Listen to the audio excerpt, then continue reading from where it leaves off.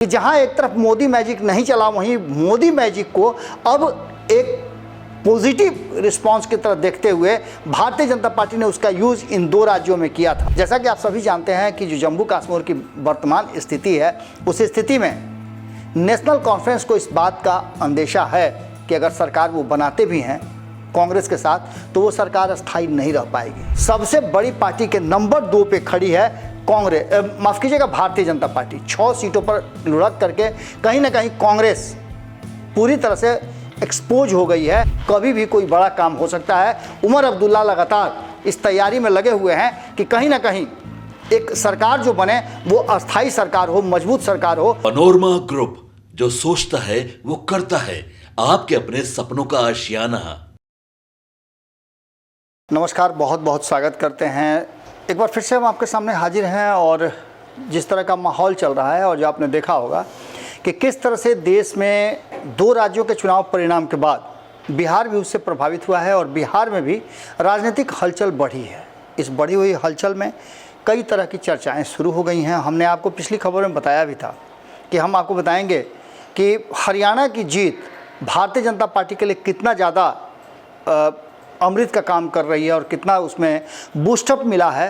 वो बात आप ऐसे समझ सकते हैं कि इसके असर बिहार में भी देखने को मिल रहे हैं। लेकिन इसके साथ साथ बिहार के अलावे और कई जगहों पे भारतीय जनता पार्टी अचानक से बहुत मजबूत हो गई है। मजबूत तो वो 32 सीटें आज भी उसको चाहिए अपने सहयोगी दलों के, लेकिन उसके बावजूद भी अब ये दूर दूर तक नज़र नहीं आ रहा है कि भारतीय जनता पार्टी उस सीट के लिए बहुत ज़्यादा लालायित है। क्योंकि जिस तरह का प्रदर्शन भारतीय जनता पार्टी ने किया है, जो सामने नज़र आ रही है तस्वीर, वो बता रही है कि भारतीय जनता पार्टी बहुत मजबूत है और कॉन्फिडेंस उसका बढ़ा है कि अब उसके जो सहयोगी दल हैं इधर उधर नहीं करेंगे। इसके पीछे का कारण सिर्फ इतना ही नहीं है। आप जानते हैं कि भारतीय जनता पार्टी पर यह आरोप हमेशा लगता रहा है कि भारतीय जनता पार्टी सरकारें बदलने में माहिर है। दूसरे की सरकार भी होती है और जरा सा भी संभावना, हल्की सी टिमटिमाती हुई लौ भी अगर नज़र आती है तो भारतीय जनता पार्टी उस पर अपना पूरा का पूरा रोशनी फैला करके और उसमें अपना काम कर लेती है, सरकार बना लेती है। मध्य प्रदेश उसके उदाहरण है, कई राज्य उसके उदाहरण हैं। आज एक बार फिर से बिहार में जो आपाधापी चल रही है, उसके साथ साथ सबका ध्यान हरियाणा पर है, लेकिन पूरे देश में भारतीय जनता पार्टी सहित अन्य राजनीतिक दल हैं, उनका ध्यान बिहार पर है, क्योंकि बिहार में किस तरह का राजनीतिक हलचल और उथल पुथल हो रहा है। लेकिन इन सब के बीच में धीरे धीरे करके भारतीय जनता पार्टी एक और बड़ा गेम प्लान कर रही है।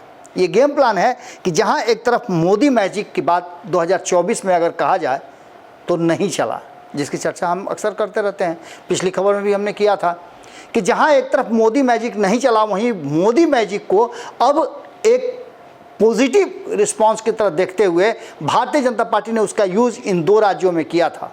4 राज्यों के चुनाव होने थे, जिसमें 2 राज्यों के हुए हैं। 2 राज्यों के कभी भी तिथियों की घोषणा हो सकती है और कहा जा रहा था कि 2 राज्यों के चुनाव के साथ साथ भारतीय जनता पार्टी बाकी के शेष 2 राज्यों में जहाँ चुनाव होने हैं वहाँ भी बहुत कमज़ोर है। यानी जो महाराष्ट्र है और झारखंड है, वहाँ भी भारतीय जनता पार्टी कमज़ोर हो गई है। लेकिन जिस तरह से हरियाणा में बाउंस बैक किया भारतीय जनता पार्टी ने, और अब एक बहुत इंपॉर्टेंट बात आपको बताने जा रहे हैं कि जम्मू कश्मीर में भी भारतीय जनता पार्टी की सरकार बनाने की शुरुआत और कवायद तेज हो गई है। जैसा कि आप सभी जानते हैं कि जो जम्मू कश्मीर की वर्तमान स्थिति है, उस स्थिति में नेशनल कॉन्फ्रेंस को इस बात का अंदेशा है कि अगर सरकार वो बनाते भी हैं कांग्रेस के साथ, तो वो सरकार अस्थायी नहीं रह पाएगी। इसके साथ साथ उन्हें यह भी पता है कि केंद्र का जितना सपोर्ट चाहिए उतना नहीं मिलेगा। वहीं 29 विधायकों को लेकर के सबसे बड़ी पार्टी के नंबर 2 पे खड़ी है कांग्रेस, माफ कीजिएगा, भारतीय जनता पार्टी। 6 सीटों पर लुढ़क करके कहीं ना कहीं कांग्रेस पूरी तरह से एक्सपोज हो गई है और वहाँ नेशनल कॉन्फ्रेंस की सरकार बन रही है, जिसके साथ कांग्रेस भी जुड़ी हुई है। लेकिन इन सब के बावजूद कहा यह जा रहा है कि इसमें भारतीय जनता पार्टी वाला एंगल जो है वो काफ़ी मजबूत दिखाई दे रहा है। नेशनल कॉन्फ्रेंस को ऐसा लग रहा है कि अगर वो सरकार बनाते हैं, और सरकार बनाने के भले ही प्रचुर मात्रा में उसके आंकड़े हैं, लेकिन कभी भी भारतीय जनता पार्टी और अमित शाह कोई बड़ा खेला कर सकते हैं। अगर मोदी मैजिक यहाँ चल गया तो उस मोदी मैजिक के प्रभाव से पूरा का पूरा गेम प्लान ही बिगड़ सकता है। इस बदली हुई परिस्थिति में एक बात साफ साफ नजर आ रही है कि कहीं ना कहीं ये पूरी कहानी बदल जाएगी। और इस कहानी के बदलने से अगर ऐसा होता है, भारतीय जनता पार्टी और नेशनल कॉन्फ्रेंस मिलकर के सरकार बना लेती है, तो विपक्ष पूरी तरह से साफ हो जाएगा। जो काम बाद में हो, उस काम को नेशनल कॉन्फ्रेंस अभी ठोक बजा करके देख समझ करके कर लेना चाहता है।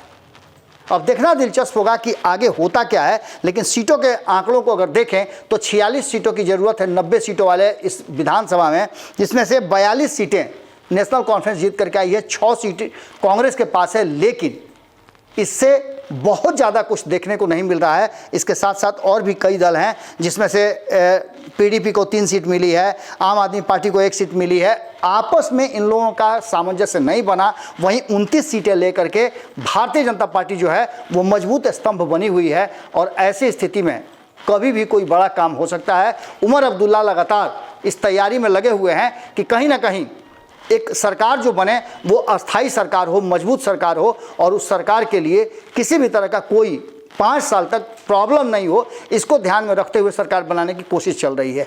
इन सभी बातों को लेकर के एक बात तो साफ साफ नज़र आ रही है कि इस कहानी में एक नया ट्विस्ट आ सकता है। और चर्चा जो चल रही है कि भारतीय जनता पार्टी के साथ मिलकर के एनसी सरकार बना सकती है नेशनल कॉन्फ्रेंस, वो बात अब कितना मजबूत होती है, वक्त के हिसाब से इंतजार कीजिए। बहुत कुछ राजनीति में बदलता है और चेंज होता है। क्या होने होगा वो देखना दिलचस्प होगा। जुड़े रहिए भारत लाइव के साथ।